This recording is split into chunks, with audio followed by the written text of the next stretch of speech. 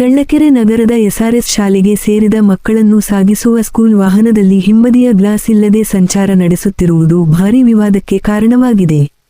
ಮಕ್ಕಳ ಸುರಕ್ಷತೆಯಂತಹ ಗಂಭೀರ ವಿಷಯದಲ್ಲಿ ಶಾಲಾ ಆಡಳಿತ ತೋರಿರುವ ನಿರ್ಲಕ್ಷ್ಯಕ್ಕೆ ಪೋಷಕರು ತೀವ್ರ ಆಕ್ರೋಶ ವ್ಯಕ್ತಪಡಿಸಿದ್ದಾರೆ.